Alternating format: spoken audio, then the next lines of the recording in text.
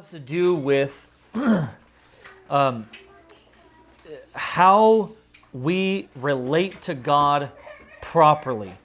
And this matter is really going to be vital for us if we are going to relate to God properly. I want to deal with this idea, this topic of misjudging the character of God. And the character of God, what we believe God to be like, and what we believe God desires of us, is going to be what drives and what motivates our behavior. What we think about who God is and what His desires are is going to actually shape our own thinking and our own desires. And brethren, if we get this wrong, if we misjudge the character of God, if we misjudge the heart of God, we're gonna veer off course. We could be found to woefully have misrepresented who God is, and even we could be found to be walking in sin, even though we might think that our actions are the kinds of things that God desires. So just take, for example, Jesus says these words to His disciples in John 16. He's talking to them about coming persecution, and this is what He says. He says, "They will put you out of the synagogues. Indeed, the hour is coming when whoever..." Now listen to this. This is interesting. "Whoever kills you will think he is offering service to God." So here's this situation where Jesus is warning His disciples. There's going to be people who are going to seek the death of Jesus' 12 apostles. These are the messengers of the fulfillment of the promises of the covenants of God. And these people are being put to death. And not only are they being put to death, but the people who are putting them to death, they think that what they're doing is what God wants them to do. They don't believe that what they're doing is contrary to God's desires. They think that they're walking in line with God's desires. This is what in the world is going on with these people. Well, the next verse in that section says this. Jesus says, "And they will do these things because they have not known the Father nor me."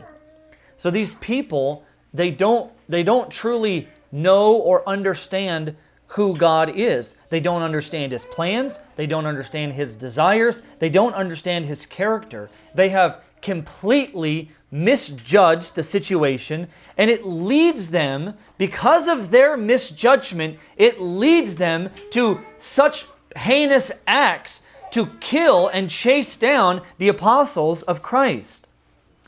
And they believe that what they are doing is actually the right thing. They believe that what they are doing is pleasing to God and not condemnable by Him.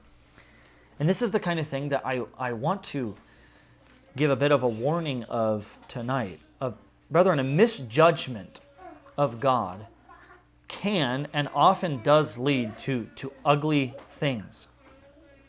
And there's a lot of ways that this can happen, where we misjudge the character of God, and it leads us to not relate to God properly. Another example would be we can misjudge God's character in thinking that because we claim to be His people, that our sin is not really of any account to Him. That God would never send a professing Christian to hell. That God's kindness and His graciousness in the end is going to cover everything. It's all going to be fine. But Paul addresses this in Romans 2:4-5. He says this, "Do you presume on the riches of His kindness and forbearance and patience, not knowing that God's kindness is meant to lead you to repentance? But because of your hard and impenitent heart, you are storing up wrath for yourself on the day of wrath, when God's righteous judgment will be revealed." So here's a situation where a misjudgment of the character of God puts people in great danger of the wrath of God. And brethren, we see people like this all the time. I mean, probably the majority of the people that I talk to out at First Friday have made this misjudgment about the character of God. They think that because they claim to know God, or because they claim themselves to be a Christian, that all of their sin and everything that they've done that's affront to God, God's just going to look all that over. But that's a misjudgment of the character of God, brother, and it puts those people in grave danger. Now, what I want to address tonight is a very particular type of misjudgment of the character of God. It's the type that's more kind of like what we read in John 16. It's the type of misjudgment which leads people to ungodliness, but it's the type of ungodliness that they think is godliness. It's the type of thing that people think is the right thing to do, but it's really a very ungodly thing to do. This type of, when we have this kind of misjudgment of the character of God, brethren, it leads people to things like legalism. It leads people to things like thinking of God as nothing more than sort of this almighty law enforcer, and his only main concern is that you keep the letter of the book, that he's some kind of hard master, and he's chiefly concerned with mere external conformity to law. And brethren, if you misjudge the character of God in this way, it will lead you to think and act in certain ungodly ways, because you will believe that not only does God desire the kind of things that you might be doing, but that He even requires the things that you might be doing. And so this is a real danger for us. And we need to rightly assess the character and the desires of God. So I want to demonstrate this by a few examples in the Bible. And I want to look at one example here in the first one in Judges chapter 11. So you can go there. This is initially the passage that sort of set me on this trajectory of wanting to examine this idea.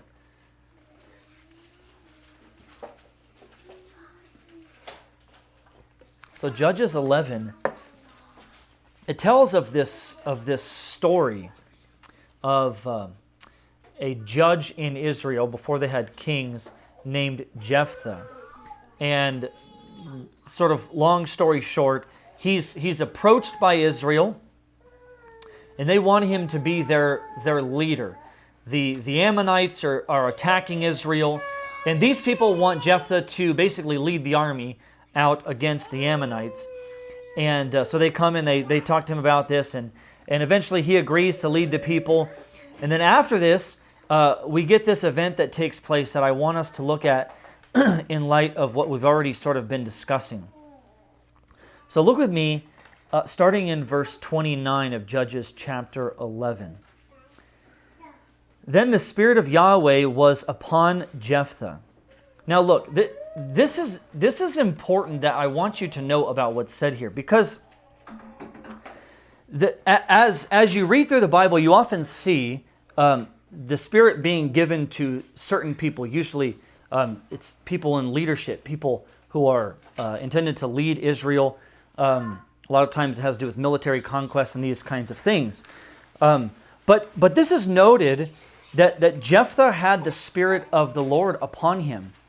And what we see take place, what I want you to be aware of, is that what happens in the story following is not the story of some man who was in a pagan country and worshiping pagan gods and had no idea who God is, and then he does the things that are going to follow in the story. This is someone who, we would call this person a Christian. This is a person who has the Spirit of God. And it's very interesting because you know that, and this is sort of tipping my hat a little bit, or if you haven't read the story, to give away a little bit what you might find later on in the story.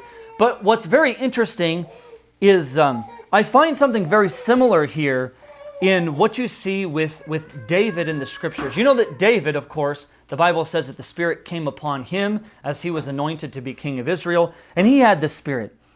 He's a man after God's own heart. He's filled with the Spirit. And you know what happens in 2 Samuel 11 is David's sin with Bathsheba. But what is very interesting is what comes before that sin with Bathsheba. In 2 Samuel 8 and 9 and 10, you see David in a very good light. In 2 Samuel 8, it actually says that David, I have these written here in my Bible. I'm trying to read them, but I can't read my own handwriting. I think it's in 2 Samuel 8. It says there that Yahweh was with David in all that he did. So you have this overarching statement of Yahweh being with David in all that he did. And then in the next chapter, it says that David administered justice and equity to all the people. And then you see him actually doing that in chapter 10. But you get these overarching statements about the goodness and the righteousness of David, that he is administering justice and equity to the people, that God is with him, right? That he's got the Spirit of God. And then in chapter 11, we see him commit adultery with Bathsheba, and then following, he kills her husband. And it's like, what in the world is going on here with this man who's filled with the Spirit? God is with him in all that he's doing. And he's administering justice and equity to all the people. And yet here he is, stuck in all kinds of injustice and inequity. It's interesting that you see this kind of thing happen. But I want you to note that, because what I don't want you to think, because this man, brother, I know I'm way off my notes here. But this man is noted actually in Hebrews, in that statement of those who have walked in faith. And I think that it can be difficult for us to deal with the fact of what follows here. But nevertheless, this is not some lost pagan person who fell into this kind of thing. I think this is someone who did have this Spirit, who fell into this kind of thing. So, anyway, you note that there in verse 29. It says, he passed through Gilead and Manasseh and passed on to Mizpah of Gilead. And from Mizpah of Gilead he passed to the Ammonites. And Jephthah made a vow to Yahweh and said, if you will give the Ammonites into my hand, then whatever comes out of the doors of my house to meet me when I return in peace from the Ammonites shall be Yahweh's, and I will offer it up for a burnt offering. So Jephthah crossed over to the Ammonites to fight against them, and Yahweh gave them into his hand. And he had struck them from Aror to the neighborhood of Minnith, 20 cities, and as far as Abel Kiriam, with a great blow. So the Ammonites were subdued before the people of Israel. Then Jephthah came to his home at Mizpah, and behold, his daughter came out to meet him with tambourines and with dances. She was his only child. Besides her, he had neither son nor daughter. And as soon as he saw her, he tore his clothes and said, alas, my daughter, you have brought me very low, and you have become the cause of great trouble for me. For I have opened my mouth to Yahweh, and I cannot take back my vow. And she said to him, my father, you have opened your mouth to Yahweh. Do to me according to what has gone out of your mouth, now that Yahweh has avenged you on your enemies, on the Ammonites. So she said to her father, let this thing be done for me. Leave me alone 2 months, that I may go up and down on the mountains and weep for my virginity, I and my companions. So he said, go. Then he sent her away for 2 months, and she departed, she and her companions, and wept for her virginity on the mountains. And at the end of 2 months she returned to her father, who did with her according to his vow that he had made. She had never known a man, and it became a custom in Israel that the daughters of Israel went year by year to lament the daughter of Jephthah the Gileadite 4 days in the year. So here's our story. This man, he makes a vow that if God would deliver him and the people of Israel, he will sacrifice whatever comes out of his house when he returns. And he returns home from victory, of course, and the first thing to come from his house is his daughter. And really, in some ways, the unthinkable takes place. Jephthah, he keeps his oath, his vow, and sacrifices his daughter. And the question is, why? Why does this happen? And I think, brethren, the error here, of course, it's a grievous one. And I think the error here is the very thing that we've been discussing, that Jephthah misjudges the character of God, and he misjudges what God actually desires from him, what he desires from his people. And it leads him to commit such a heinous thing. And so you say, how? In what way did Jephthah misjudge the character of God? Well, here's Jephthah's problem. He made this vow, right? This vow. And that he would offer up as a burnt offering whatever comes from his house when he returns from battle. And of course, as the story says, his daughter comes out. And now Jephthah is then confronted with a question. What should he do? He made a vow. Must he keep his vow? What does God require of him now? And you can see his distress in the situation, right? Verse 35, he says, as soon as he saw her, he tore his clothes and said, alas, my daughter, you have brought me very low, and you have become the cause of great trouble for me. So as I said, he's now met with this question. What does the character of God dictate that I do in the situation? What does God desire of me? Is God's character such that his desire and his deepest concern is that I keep my vow? That God is the kind of God that is rigorously concerned with conformity to this law, even at the expense of slaughtering his own daughter? Or does the character of God dictate something else? That Jephthah trash his vow and keep his daughter's life? He's confronted with this question of whether or not it would please God more if he fails to keep his vow but shows steadfast love to his daughter, or if he rigorously kept his vow and sacrificed his daughter. And brethren, this is where I think this man greatly misjudges the character of God. He says at the end there of verse 35, he says, I have opened my mouth to Yahweh, and I cannot take back my vow. Now, the first thing is, that was entirely untrue. God actually made provision in his own law for this very kind of thing. You don't have to necessarily turn there, but I'm just going to read this to you. Leviticus chapter 5, verses 4 through 6. Listen to what this says. If anyone utters with... My mouth is like...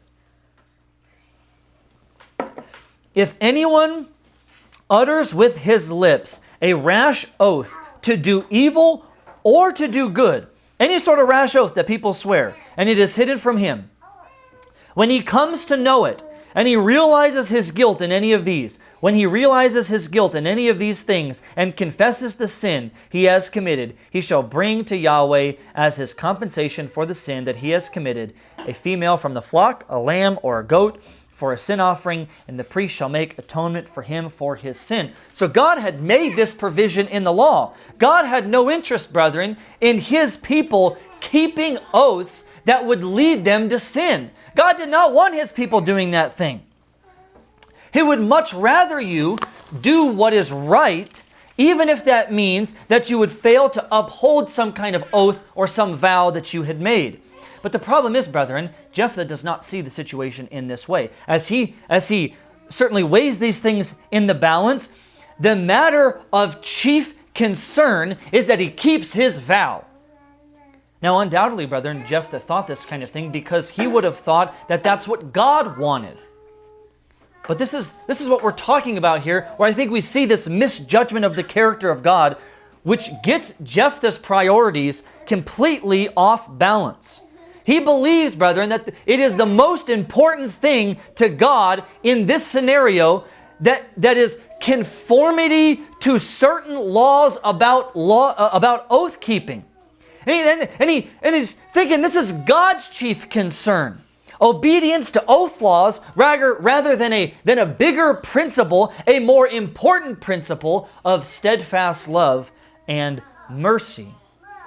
Brethren, this is the central concern for us as we try to determine in any given situation what God's desire is for us. What is the character and the heart of God, and what ought to dictate what we do in any given situation.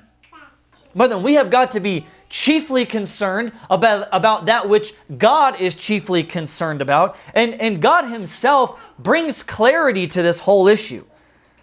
In Hosea 6:6, these are probably familiar words to you all for sure. He corrects the thinking of these Jews, and he says this: I desire steadfast love and not sacrifice, the knowledge of God rather than burnt offerings. So God says, I desire steadfast love and not sacrifices. But brethren, the sacrifices were part of God's law. He instituted them. Certainly he instituted them because he desired them. And indeed, he even required them. But brethren, the point that God is trying to correct these people on is that there is a greater law that is at play here. The reality is that God is not this image of this almighty law enforcer who's looking down and making sure that people are keeping strict to the book, regardless of the circumstances. This is a misjudgment of the character of God, which will lead you into error. Brethren, we've got to see that steadfast love and mercy are the things that God says must dictate what we do. Brethren, this is exactly the word that Jephthah needed.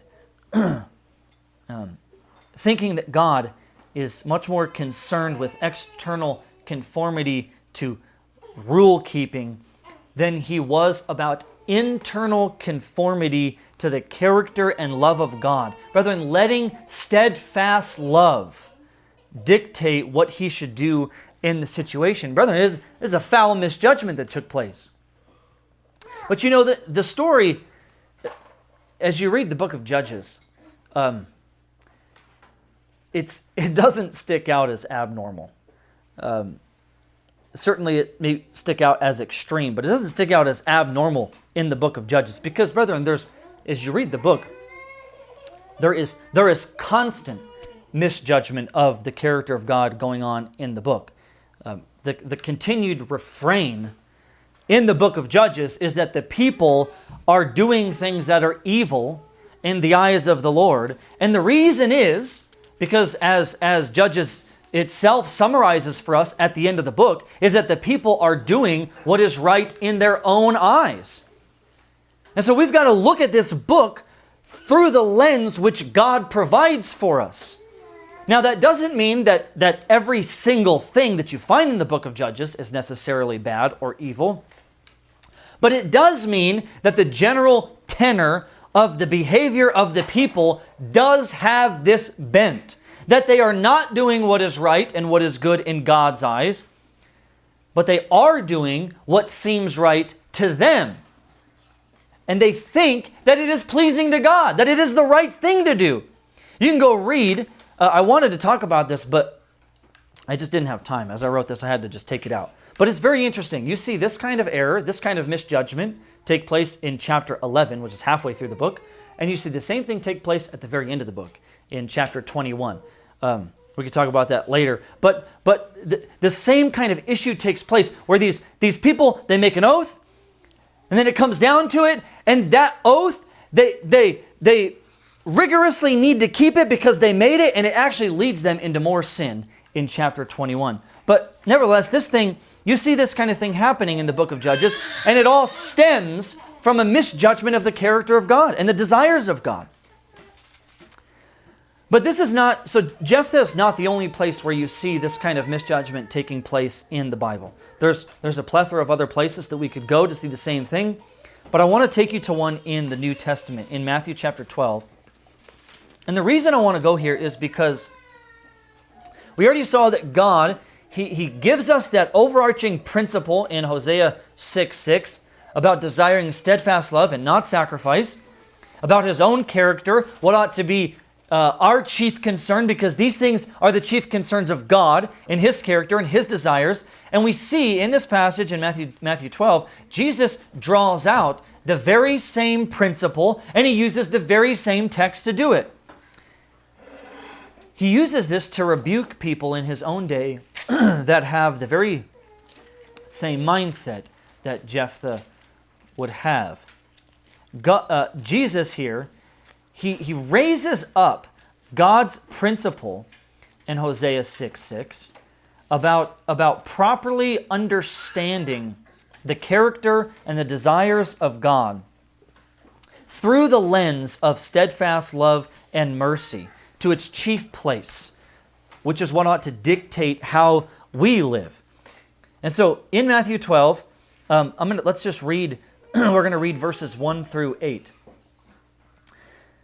At that time, Jesus went through the grain fields on the Sabbath. His disciples were hungry, and they began to pluck heads of grain and to eat. But when the Pharisees saw it, they said to him, "Look, your disciples are doing what is not lawful to do on the Sabbath." He said to them, "Have you not read what David did when he was hungry, and those who were with him? How he entered the house of God and ate the bread of the presence, which it was not lawful for him to eat, nor for those who were with him, but only for the priests? Or have you not read in the law how on the Sabbath the priests in the temple profane the Sabbath and are guiltless? I tell you, something greater than the temple is here. And if you had known what this means, I desire mercy and not sacrifice, you would not have condemned the guiltless, for the Son of Man is Lord of the Sabbath." Now, we see a sort of classic case of Pharisaism in this passage. And I want you to see that these people have a very similar mindset to what we already saw in Jephthah. They fail to rightly understand the character of God, and it affects what they think ought to be done in the situation. But you know, brethren, if you lived in this time, and you were here, and you did not have in the forefront of your mind a proper view of the character and desires of God, you might think just like these Pharisees did. Because consider why it is that they confront Jesus and His disciples, right? They say, "Your disciples are doing what is not lawful to do on the Sabbath." Now, why are they saying this? They're addressing this issue because, of course, the law of God forbid work on the Sabbath. And even more specifically, in Exodus 34:21, the Israelites were forbidden from plowing and harvesting on the Sabbath. Even if it was that season, they needed to set it aside on the Sabbath, and they could pick it back up the next day. But they were not allowed to harvest on the Sabbath. Now, here's the thing, brethren. Let me ask you this. What were Jesus' disciples doing? Why is He confronted by the Pharisees and they say to Him, "Why are your disciples doing what is not lawful on the Sabbath?" What are they doing? Well, it says in the text, they began to pluck heads of grain and to eat. But we read that and we don't really understand, okay, they're picking grain and they're eating it. We don't really understand what that means, right? What does all that entail? But you need to get this image in your head, right? if you looked out and you saw a band of people, not sure how many, I mean, you have to remember, Jesus didn't only have 12 people following him at a time. He usually had a lot more people than that who were following him, right? So you look out in the field and you see a group of people out there walking through the fields, and they're plucking the wheat and the grain so that they can eat it. What does that look like? What are they doing? They're working. They're harvesting. They're harvesting. I mean, that's what these people are doing out in this field. You don't want to. When you read that, you need to be able to read it in context of what would have been seen by these Pharisees. They're looking out and they're seeing the band of Jesus' disciples out there walking the fields, harvesting the grain so that they can eat it. And so the Pharisees, they come to Jesus and they're wondering, why are you allowing your disciples to do something that is considered unlawful? And right here is where this misjudgment takes place, brethren. Because if we're not looking with the right view about the character and nature and desires of God, we might also think like these Pharisees do. And Jesus, he's going to give these people a lesson in the character of God, and he's going to do it by making a defense for his disciples, right? And listen, this defense is quite interesting to say the least. Let me just give you an example here, right? So that you can grasp this before we read this text. If you were being brought to court for running a red light, I know that's kind of trite, but you wouldn't go to court for that, but we're just going to use that example. If you were being brought to court for having ran a red light and broken this law,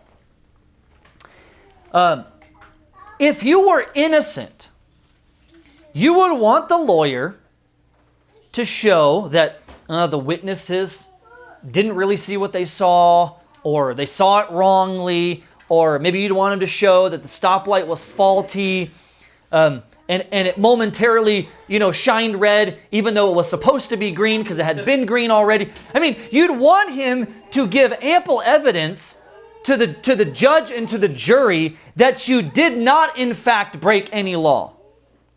You'd be pretty surprised if you were sitting in this courtroom and your lawyer decided that he was going to state your case of innocence by making mention of a bunch of other people that ran a bunch of other red lights and had broken a bunch of other laws like that, even though the circumstances allowed them to do it. You would be like, you're indicting me. You're literally agreeing that I did run the red light and I did break the law.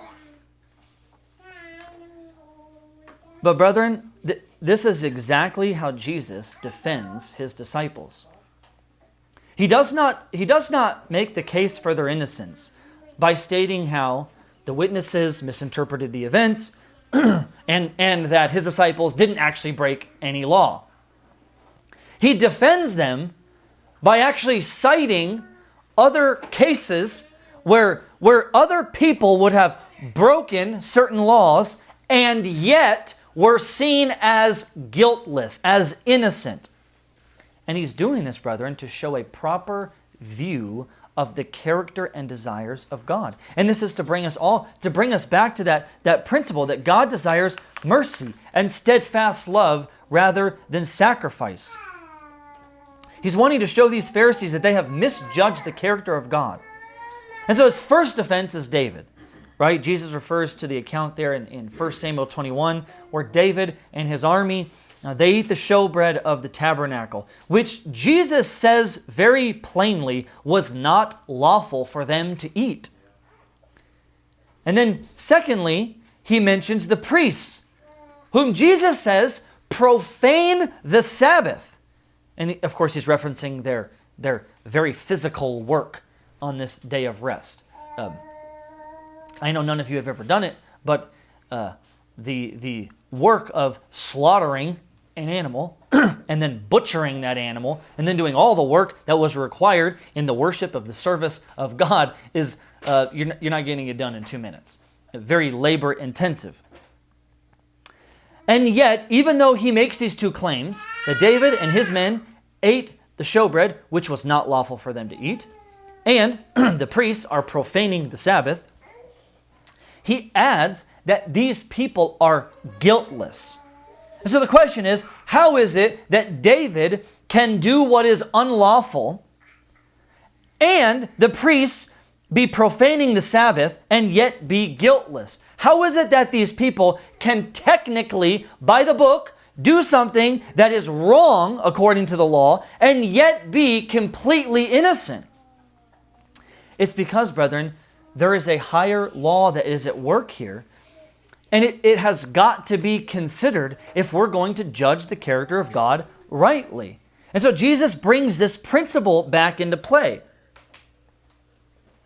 From Hosea 6, he says, if you had known what this means.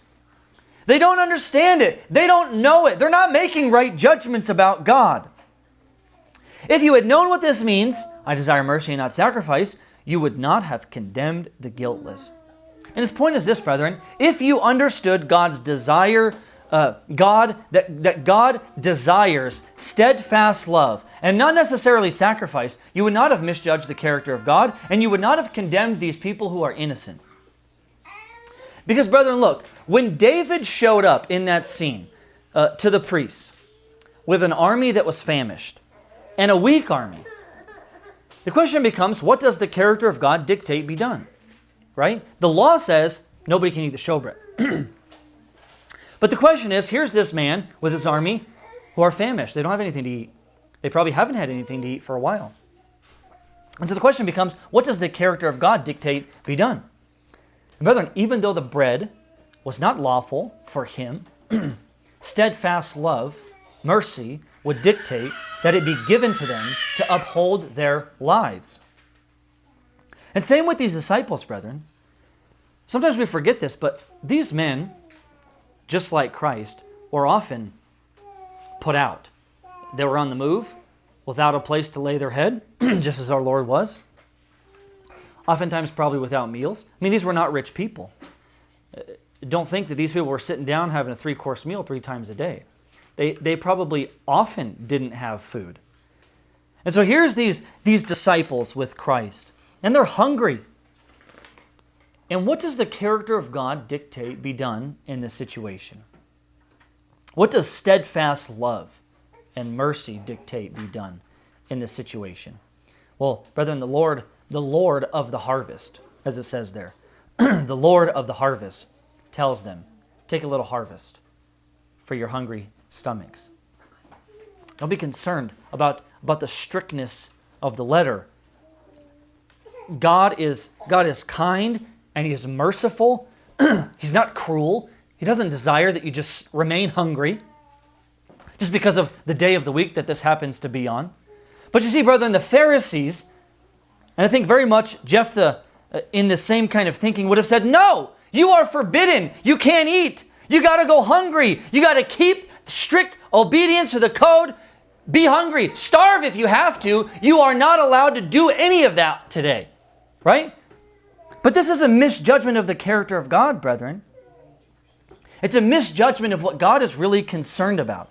And the Jews, they were much more concerned about outward, rigorous keeping of the law code than they were trying to understand the character of God and the principles that God had put forth, and then living in light of those kinds of things. We see this in the rebuke of Christ, Christ's rebuke to these Pharisees in Matthew 23. He says to them, woe to you, scribes and Pharisees, hypocrites! For you tithe mint and dill and cumin, and have neglected the weightier matters of the law, justice and mercy and faithfulness. These you ought to have done without neglecting the other. You blind guides, straining out a gnat and swallowing a camel. So you see these people, they're rigorous in some things, but when it comes to the real matters of the law, the things that are really important, they're not so faithful. And you can see the connection with what we've already been sort of dealing with here in Hosea, that God desires steadfast love and not sacrifice. And here, the matters that these Pharisees failed to uphold are the very things that steadfast love would dictate that they do. And again, brother, this is all stemming from just a real misjudgment of the character of God. They misjudge the character of God, and therefore they fail to uphold the matters that are weightier to God. They judge the character of God wrongly, and therefore the things that are weighty to God are not weighty to them. They think God is more concerned with other things. Jesus says, you're straining out a gnat and swallowing a camel. He's like, you guys got this whole thing backwards. You're terrified of the unclean thing that is microscopic, and yet you're willing to swallow whole a massive unclean thing. Brother, you can see the image of our previous example, right? Jephthah straining out the gnat of vow keeping and swallowing the camel of sacrificing his daughter. And brethren, this is the kind of thing that comes up if we misjudge the character of God. We begin to believe that God is more concerned with external rule keeping, and what you get from that is dead religion and legalism.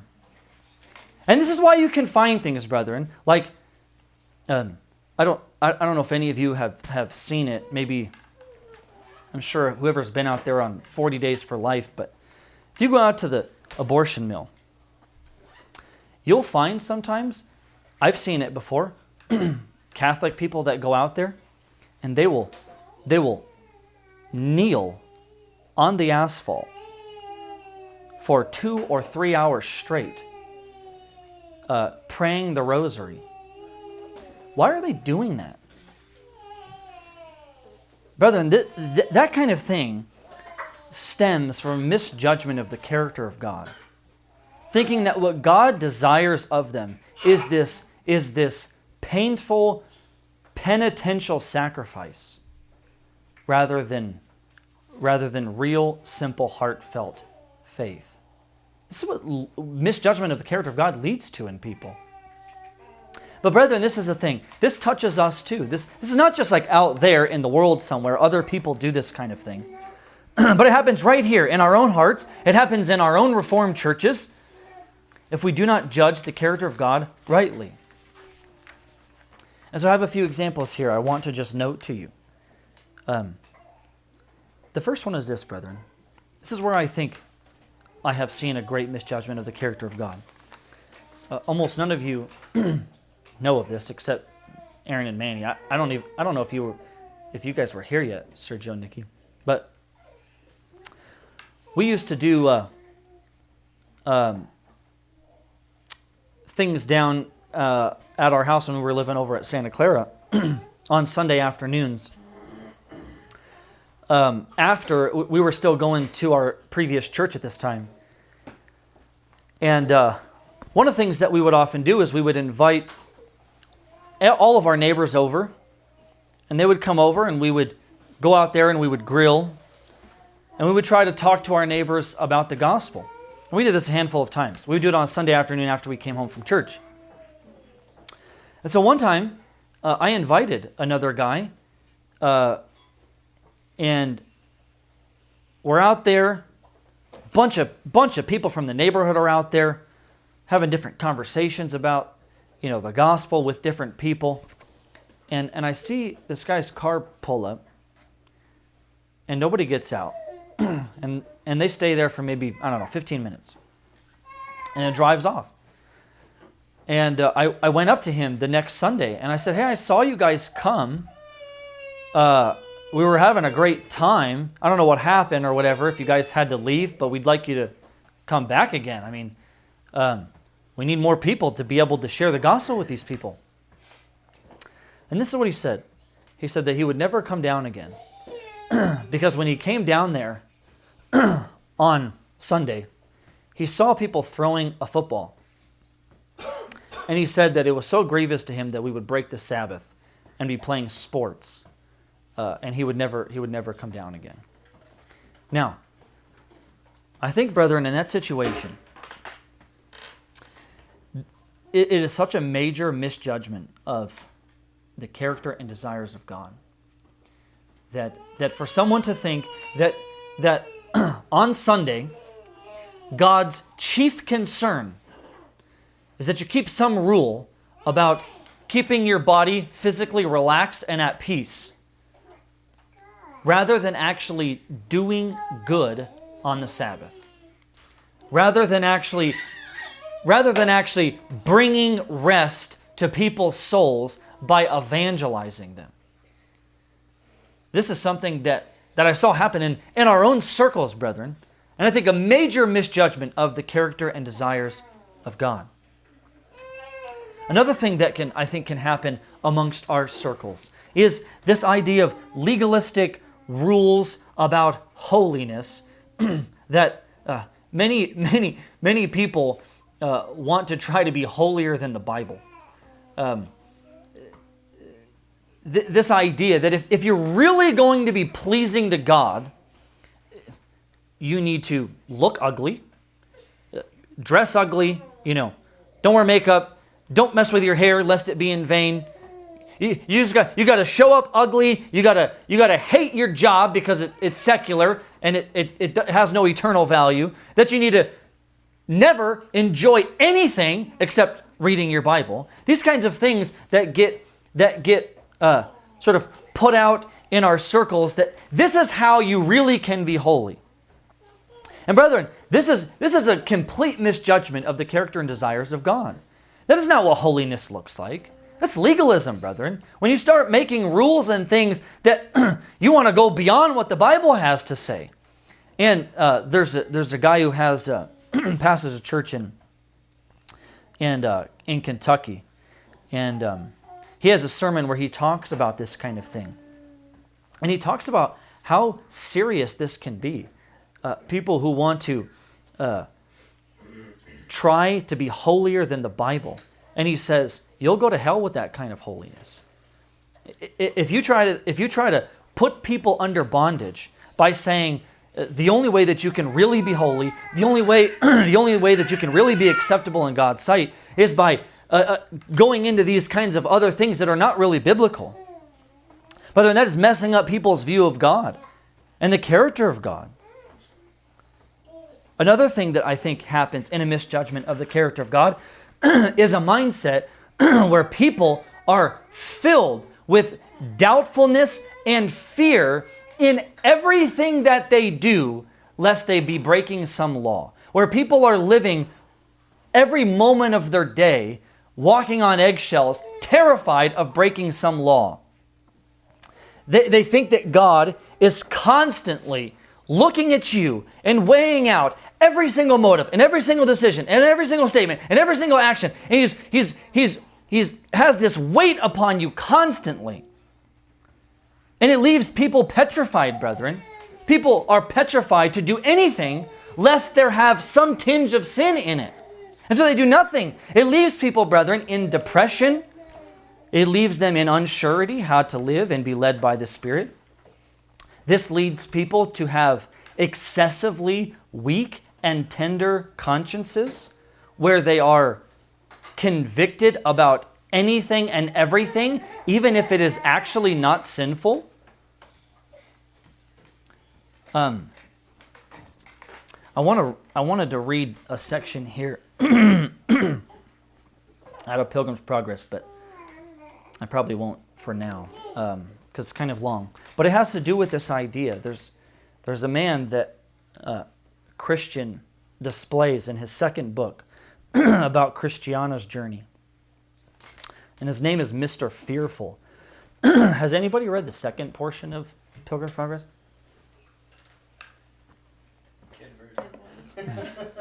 Kid's version. This man, Fearful, and he's very much this way. Maybe I'll read it at the end so you can get a feel for it. But listen to this, brethren. This statement that Augustine made, and I think it is a very good statement when seen through the right lens. He says, love God and do what you will. Now, do what you will.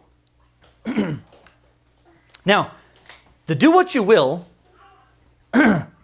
has got to be shaped by the love God.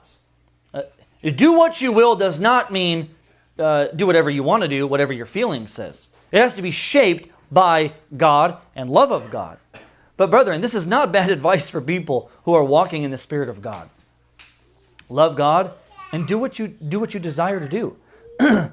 It is not proper to live your life in terror and fear of God.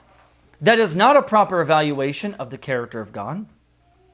And that is not how God desires us to live, brethren. That is a misjudgment of the character of God. And let me give you another one, brethren. This one touches right here home to, to ourselves. And I really want to address this, even though I know it, it may seem it may seem pointed. But brethren, this is something that when it happened, it deeply grieved me, because I realized that we have not done well, and particularly to you women,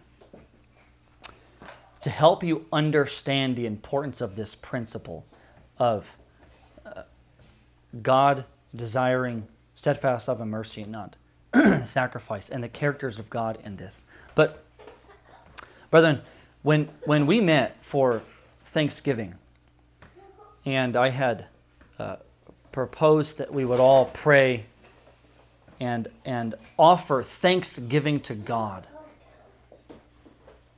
for the sacrifice of Christ on our behalf. And I prayed, Manny prayed, and Aaron prayed, and nobody else prayed. And I sort of said it jokingly, but when I closed everything up, I said something like, just a pastoral prayer today, or something like that. And Manny had said, the women don't have head coverings. And you know what, brethren? That grieved me to such a degree. Why do you think it grieved me? Because there's something higher to do than wearing a head covering, which is to thank God. Right. You shouldn't avoid prayer because you don't have a head covering. Brethren, it was so grieving that as a church, and again, I'm not blaming you women for this. I blame myself more than anything, having not given you clarity on this issue. But brethren, we thought that God was more concerned about your conformity to head covering rules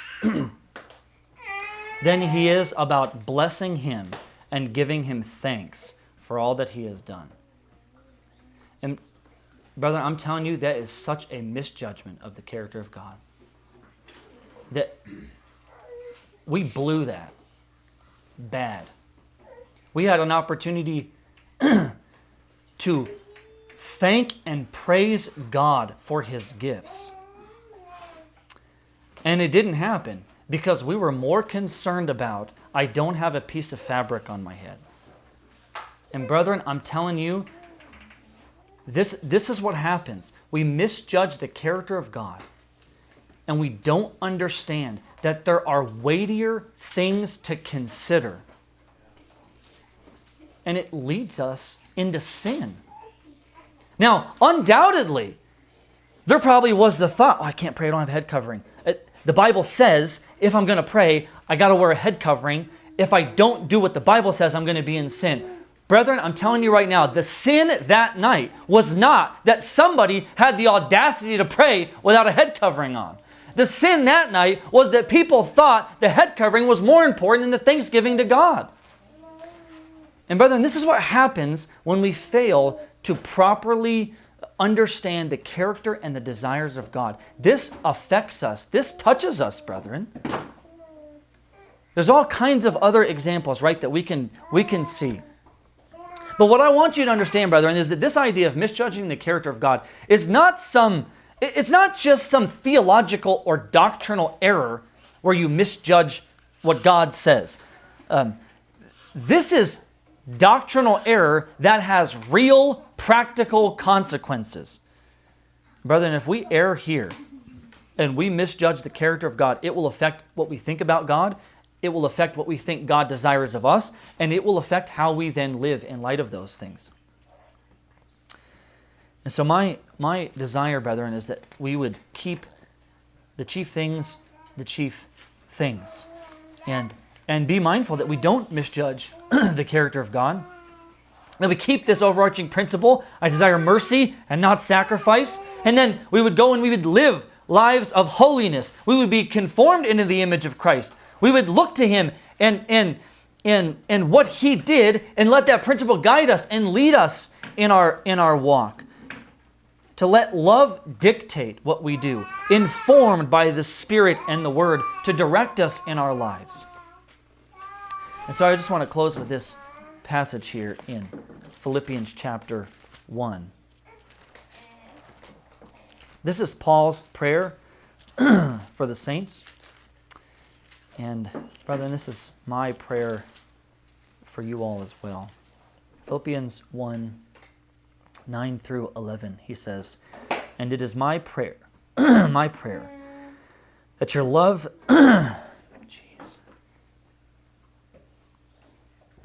it is my prayer that your love may abound more and more, with knowledge and all discernment, so that you might approve what is excellent, and so be pure and blameless for the day of Christ, filled with the fruit of righteousness that comes through Jesus Christ, to the glory and praise of God."